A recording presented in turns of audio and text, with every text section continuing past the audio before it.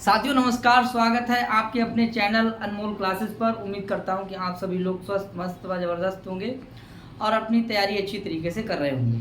साथियों, हम लोग आज चर्चा करेंगे किरातार्जुनीयम पर। किरातार्जुनीयम में हम लोगों ने एक श्लोक से लेकर के 30 श्लोकों का अध्ययन कर लिया है। एक बड़ी क्लास थी, ठीक है। और आज जो है हम लोग 2 श्लोकों पर चर्चा करेंगे, क्योंकि अगर 1 से लेकर 30 तक की क्लास कर रही थी तो हमने आप लोगों के लिए बताया था कि अब की बार जो है ना 2 क्लासों में हम पूरा किरातार्जुनीयम कर देंगे कंप्लीट।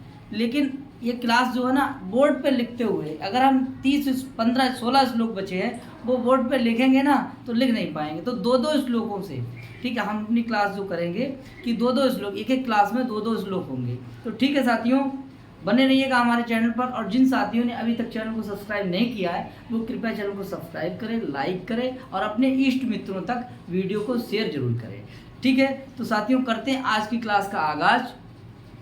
देखिए, ये देखिए कथन जो है ये आपका श्लोक है, ये 31 का है, ये 31 नंबर श्लोक है। तो इस श्लोक का जो अगर वक्ता पूछा जाए तो आप बताएंगे इसका वक्ता, यानी इस श्लोक का वक्ता कौन है? द्रौपदी। ठीक है, ये बात आप जानते ही हैं कि देखिए द्रौपदी जो हैं वो बोलती हैं, वनेचर बोलते हैं और भारवी खुद बोलते हैं, ठीक है। तो अगर पूछा जाता है कि इस श्लोक का वक्ता कौन है, ठीक है, तो है आपकी द्रौपदी। और सुनने वाले कौन है? युधिष्ठिर है। युधिष्ठिर कुछ नहीं बोलेंगे, सिर्फ साथियों सुनेंगे, ठीक है। और ये किस छंद में है? तो देखिए 1 से श्लोक से लेकर के 44 श्लोक जो है वो वंशज छंद में। किसमें? वंशज साथियों। और देखिए 45वां जो श्लोक है वो पुष्पित आग्रह है। किस कौन सा? वो पुष्पित आग्रह है, ठीक है। आगे देखेंगे,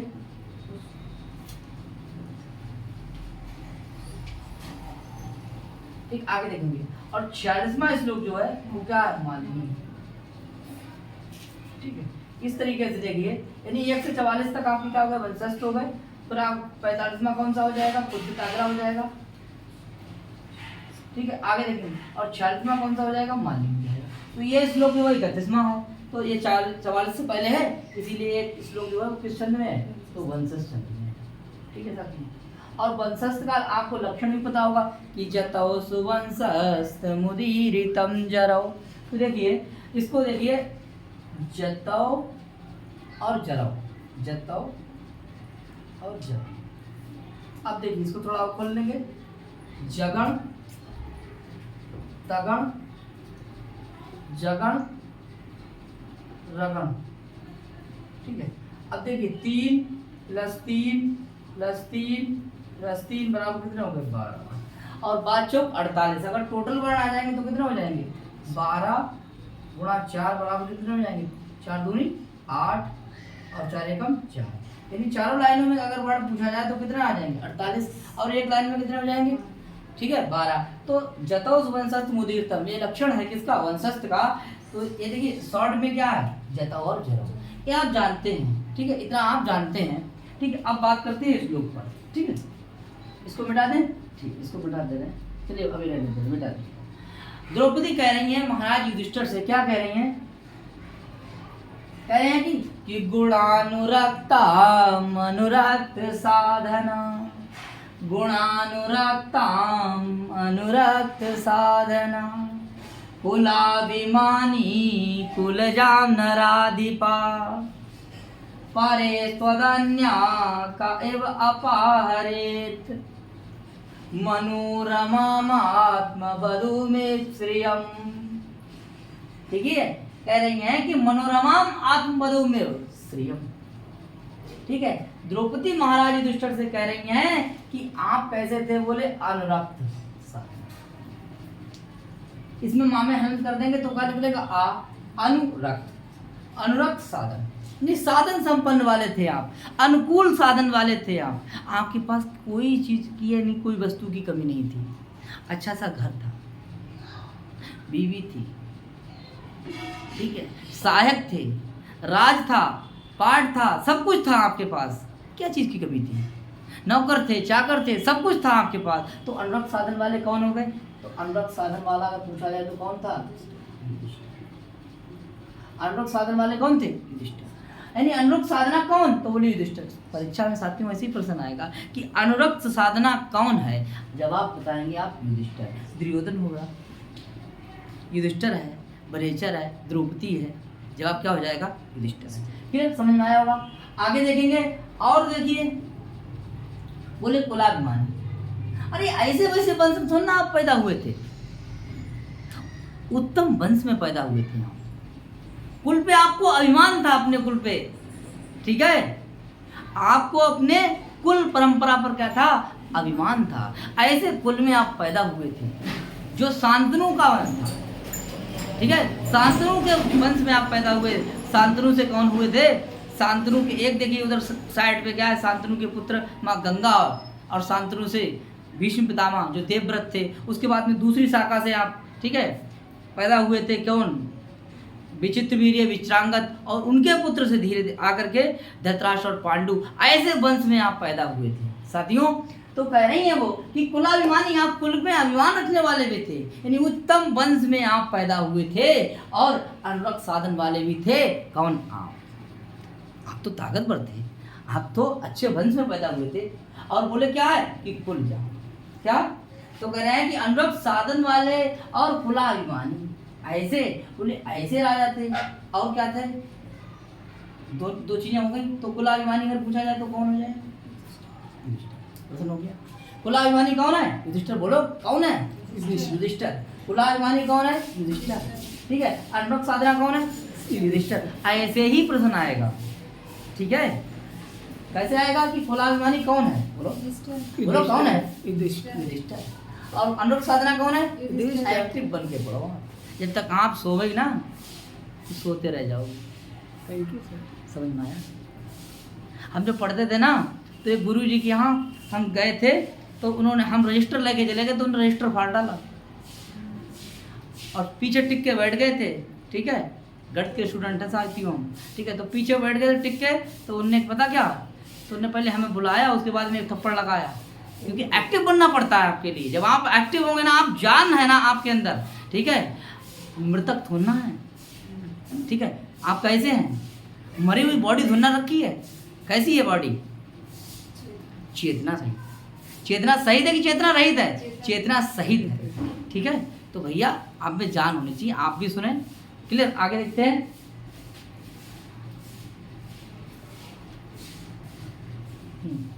तो कुलाभिमानी,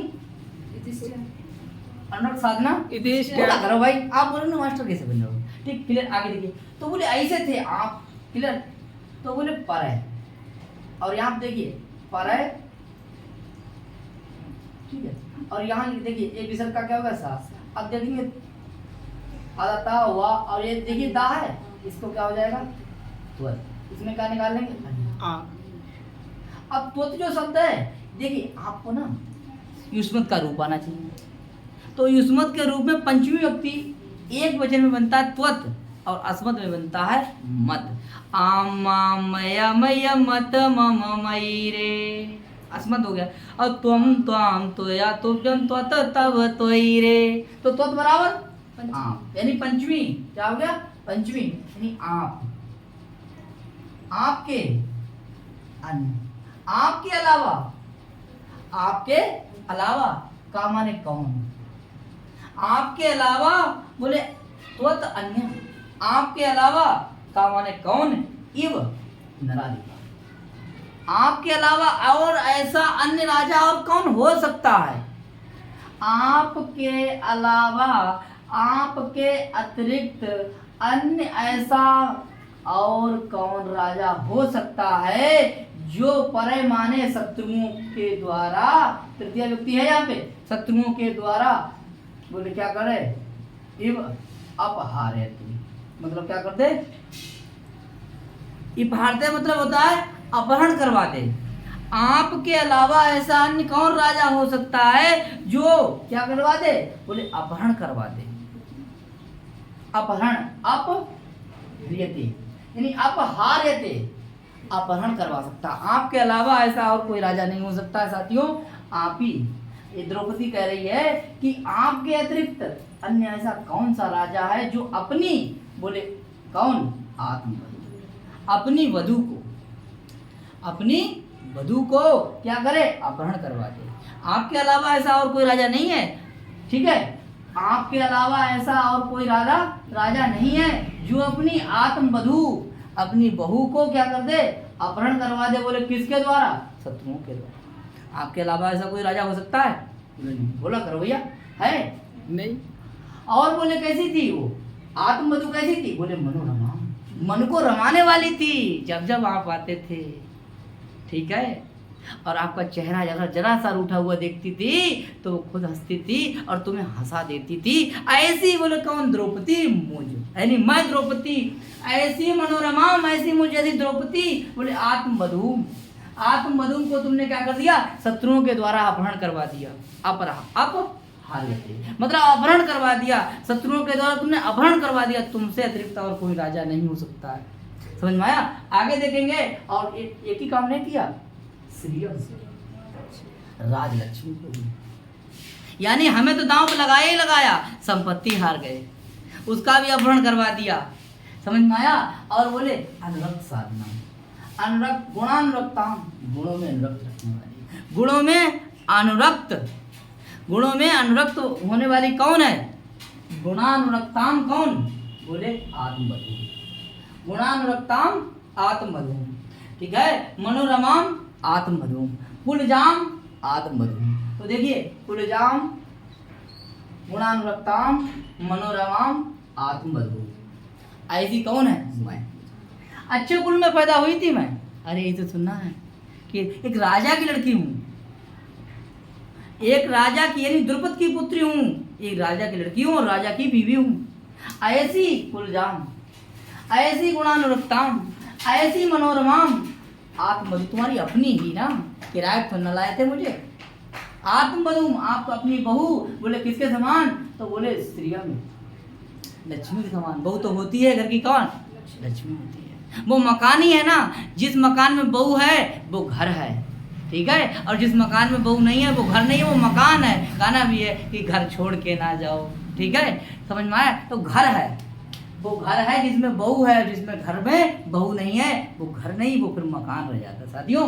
तो ऐसी मनोरमाम आत्मवधू को, तो श्रिया माने राजलक्ष्मी है, उसको तुमने क्या कर दिया, शत्रुओं के द्वारा अपहरण करवा दिया। आपके अलावा ऐसा और कौन हो सकता है? साथियों इस श्लोक समझ में आया होगा आपके लिए। चलते हैं व्याकरण पे बात करते हैं हम लोग, ठीक है।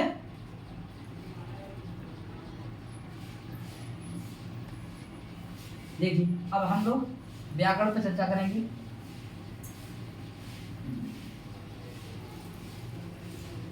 पहला प्रश्न, साथियों प्रश्न पे बात करेंगे।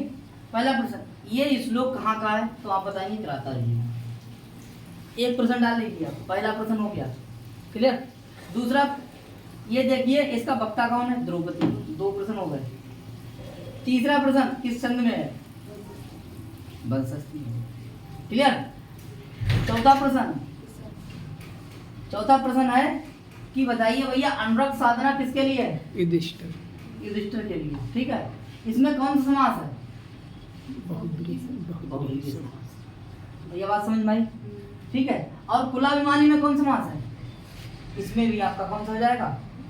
बहुब्रीहि, ठीक है। देखते हैं कुलाभिमानी, हाँ नहीं कुलाभिमानी में नहीं है, कुलाभिमानी में षष्ठी तत्पुरुष, ठीक है। इसमें कौन समास है? षष्ठी, कुल का अभिमान रखने वाली षष्ठी तत्पुरुष, ठीक है। षष्ठी तत्पुरुष आगे हो गया। इसके बाद कौन सा है? अब देखिए यहाँ पर अन्य आरात रहते सूत्र है, अन्य आरात रहते, ये सूत्र से आपकी कौन सी युक्ति होगी? पंचमी युक्ति, एक वचन, ठीक है। आत्मवधू में यहाँ देखिए, यहाँ पे उपमा अलंकार है, उपमा, ठीक है साथियों। यहाँ पे लकार कौन सी है? बिल्ली। यहाँ देखिए, यहाँ पे विसर्गन थी, इसीलिए यहाँ पे लोपा साकल्य सूत्र लगे, लोपा साकल्य, लोपा साकल्य से, ठीक है। परे में तो आपकी व्यक्ति है ही, कौन सी व्यक्ति? ठीक है। आगे देखिए, और नराधिपा में षष्ठी तत्पुरुष समास, कौन सा समास है? षष्ठी तत्पुरुष। आगे देखिए मनोरमा में आपका समास षष्ठी तत्पुरुष है, ठीक है। आत्मवधु। आत्मवधु में यहाँ पर भी आपका षष्ठी विभक्ति समास है। ठीक है, आगे देखिए। और देखिए स्त्रिया में एक आएगा आपका कोई प्रत्यय, कोई प्रत्यय। ठीक है, और धातु कौन सी है आपकी? स्त्री धातु है।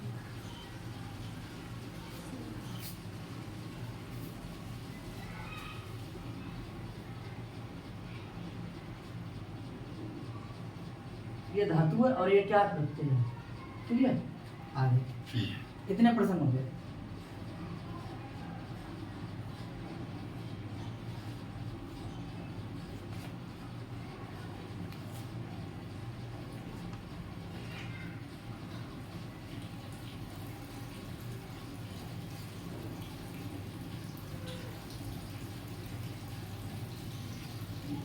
ठीक है, आगे देखिए। अब जरा थोड़ा इंपॉर्टेंट है, बोल लीजिएगा। देखिए स्त्री के लिए क्या क्या बताया है, बोले स्त्री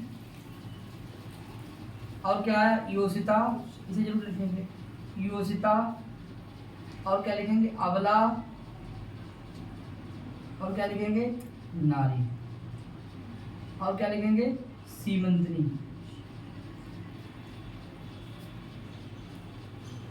और लिखेंगे वधु।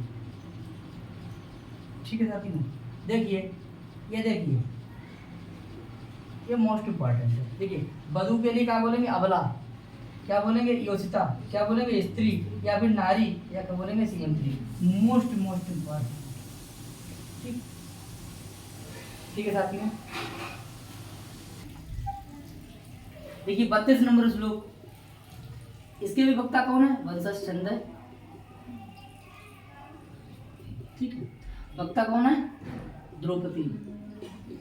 द्रौपदी वक्ता है, कौन है, द्रौपदी। बोला करो भैया, कौन है, द्रौपदी। बोलो, कोई दिक्कत नहीं। आगे देखिए, देखिए इसके वक्ता कौन है, द्रौपदी है। क्या कह रही है, किससे कह रही है, युधिष्ठिर। युधिष्ठिर से कह रही है। क्या कह रही है कि भवन्तमेतर्हि मनुष्य गर्हिते विवर्तमानं नरदेव वर्त्मनि कथं न मन्युजुलयति उदीरिता समीतरुं शुष्कमिवग्निरुष्यिका।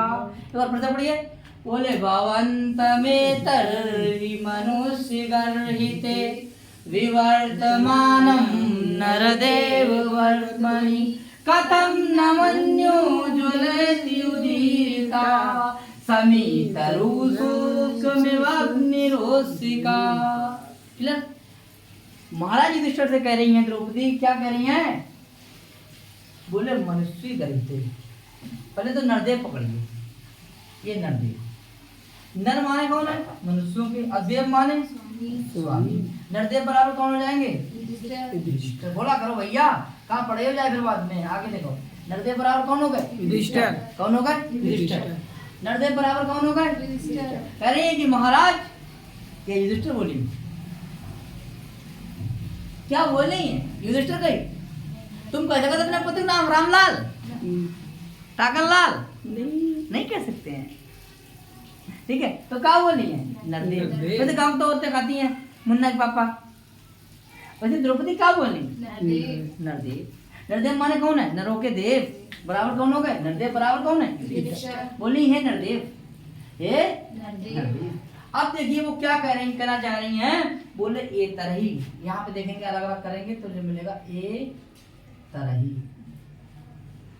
ए तरही का मतलब होता है कि इस, ए तरही माने इस, किस इस पे, बोले यानी इस आपत्ति के समय में, इस विपत्ति के समय में, इस विपत्ति के समय। क्या है, बोले आप क्या कर रहे हैं, बोले भवंतम माने आप, भवंतम माने क्या है, यानी हे नरदेव। ये तरी माने इस, यानी इस आपत्ति के समय। बोले मनुष्य, मनुष्य गर्हिते। मनुष्य गर्हिते मतलब कह रहे हैं कि मनुष्य गर्हिते, इसका मतलब है कि बोले इस समय वीर पुरुषों के द्वारा, इस समय वीर पुरुषों के द्वारा, इस समय कौन है, वीर पुरुषों के द्वारा। वर्तमानी माने मार्ग, वर्तमानी माने क्या है? मार्ग पर। यानी कह रहे हैं कि ये वीर पुरुषों के द्वारा मार्ग पर, यानी वीर पुरुषों के द्वारा। और कैसा मार्ग है? बोले मनुष्य गति, मतलब निंदित, मनुष्य लोगों के द्वारा। बोले गरीते मतलब होता है निंदित। क्या होता है? निंदित। और ऐसा क्या है? बोले मार्ग, यानी निंदित मार्ग पर। ठीक है। इस समय मनुष्य गरीते वर्तमनी, यानी इस समय, बोले इस समय वीर पुरुषों के द्वारा निंदित मार्ग पर क्या करते हुए? भवंतम माने आपको, भवंतम माने आपको क्या करते हुए? बोले विवर्तमानम माने स्थित होते हुए, चलते हुए, देखते हुए। विवर्तमानम माने चलते हुए, देखते हुए। यानी इस समय जो आप निंदित मार्ग पर आप चल रहे हैं, उसको जब हम देखते हैं, जो वर्तमानी माने मार्ग कैसा है? बोले निंदित मार्ग है। मनुष्य जनों के द्वारा ऐसे निंदित मार्ग पर आपको चलते हुए जब मैं देखती हूँ, ठीक है, तो मेरा कलेजा फट जाता है। ऐसा कौन कह रही है? द्रौपदी कह रही हैं। क्या कह रही हैं? द्रौपदी कह रही हैं कि जब हम आपको इसमें, ये वीर होता था, इस आपत्ति के समय में जब आप ऐसे निंदित मार्ग पर जब आपको चलते हुए मैं देखती हूँ, तो मेरा कलेजा फटता है। तो कह रहे हैं कि कथम न मन्यु, प्यार करती द्रौपदी, समझ में आई है? जो प्यार करेगा वही समझेगा। ठीक है। भाई प्यार करती नहीं करती? पत्नी है ना, तो प्यार करती है। तो कह रहे हैं कि बोले कथम ना मन्यु माना होता क्रोध। क्या होता है? जुलयती, यहाँ पे यार समझ आए, उदीरता। जुलयती उदीरता। तो कह रहे हैं कि उदीरता। और मन्यु माने क्रोध को कथम माने? कैसे? ना माने नहीं, जुलयती माने जलाता। तो कह रहे हैं कि बोले उद्दीप्त क्रोध क्यों नहीं जलाता है? जो उद्दीपन करने वाला जो क्रोध है वो क्यों क्रोधित नहीं होता है? अर्थात ऐसी दशा में जब देखती हूँ तो कथम माने कैसे, ये जो क्रोध है वो जुलयती उदीरता, जो जलाने वाला जो क्रोध है वो क्यों नहीं जलाता है? ठीक है। अर्थात वो जला रहा है किसके समान? देखिए, बोले जिस प्रकार से समी तरु, जिस प्रकार से तरु मानो होता वृक्ष, वृक्ष कैसा है? समी का। जिस प्रकार समी का वृक्ष शुष्कम एवं सूखा, सूखा समी का वृक्ष। बोले अग्नि जो होती है, बोले अग्नि जो होती है सूखे वृक्ष को, उस शिखा माने का होती है लपटे, उस शिखा माने का होती है लपटे, यानी प्रज्वलित अग्नि।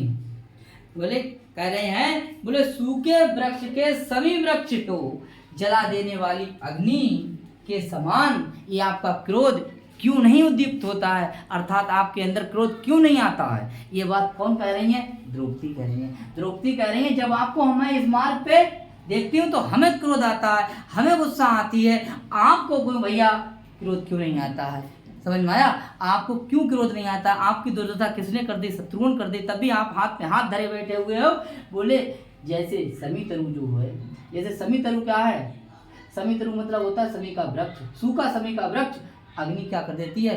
तुरंत जाकर के लग जाती है। वैसे ही इस क्रोध को आप जानते भी हैं, तब भी आपको क्रोध आता क्यों नहीं है? क्रोध आता क्यों नहीं है? क्योंकि भाई सूखे वृक्ष में आग भोजन देने लग जाती है। और जब आप कैसे हैं इस समय आप कैसे हैं?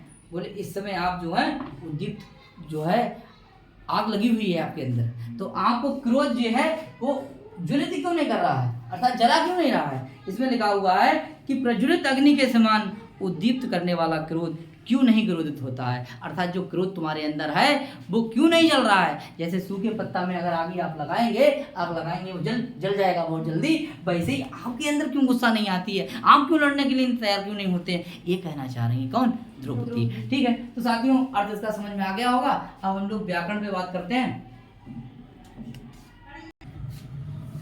द्रौपदी की प्रबल इच्छा है कि युधिष्ठिर अपनी इस दीन दशा को देख करके और शत्रु के द्वारा किए गए अपमान को स्मरण करके क्रोध करें और उनसे बदला लें। इसीलिए वो इस श्लोक में अपनी अवस्था से निराश युधिष्ठिर को सूखे वृक्ष के समी वृक्ष के समान यानी तुलना करते हुए कहती है कि जैसे सूखा वृक्ष आग तुरंत पकड़ लेता है, वैसे ही आपका जो क्रोध है ना वो आपको क्यों नहीं उद्दीपित कर रहा है? अर्थात क्यों आपको क्रोधित नहीं कर रहा है? क्रोध और क्रोधित अंतर है।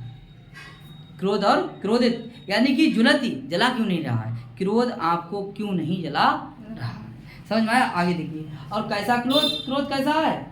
बोले उद्दीप्त करने वाला, यानी उदीरता मतलब होता है क्या? उद्दीप्त करने वाला, प्रज्वलित करने वाला, ऐसा क्रोध वो आपको क्यों नहीं जला रहा है। देखिए आगे देखते हैं, हम लोग प्रश्न पे बात करेंगे। तो देखिए एक तो जो आएगा आपकी वर्तमनी का जो है ना, ये जो है वर्तमनी जो है इसका अर्थ क्या होता है? मार्ग होता है, और ये इसका क्या हो जाएगा? विशेषण हो जाएगा। ठीक है साथियों, भगवंतम पद से आप ले लेंगे किसके लिए? युधिष्ठिर के लिए। ठीक, आगे देखेंगे। और देखिए वर्तमान में आपका सानस प्रत्यय हो जाएगा, नरदेव जो आपके लिए युधिष्ठिर के लिए हो जाएगा। ठीक है, आगे देखिए, मन्यु माना था क्रोध। ठीक है, और देखिए यहाँ पर जो अग्नि लिखा हुआ है, यहाँ पे उपमा अलंकार है, उपमा अलंकार है। ठीक है, रुचिका में आपका बहुव्रीहि समास है। ठीक, यहाँ पर आपकी एड़ संधि है। ठीक, आगे देखते हैं, और वर्तमनी में आपका मनिन प्रत्यय है।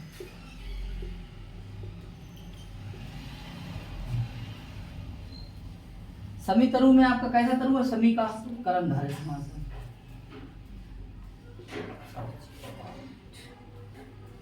अच्छा, क्रोध कैसा है? बोले मन्यु कैसा है? बोले उदीरता, ये विशेषण हो जाएगा, ये विशेष हो जाएगा।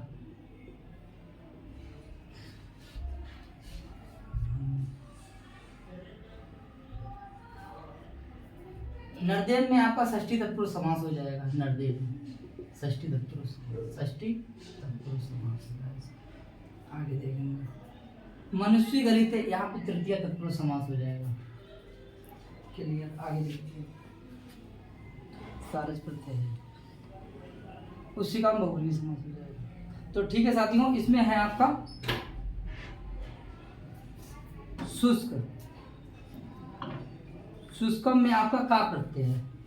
शुष्क देखिए कहाँ, का प्रत्यय। ठीक, देखिए उच्छिका जो है वो क्या है? उच्छिका जो है वो अग्नि का क्या है? विशेषण है, ये विशेषण है, और ये क्या विशेष है?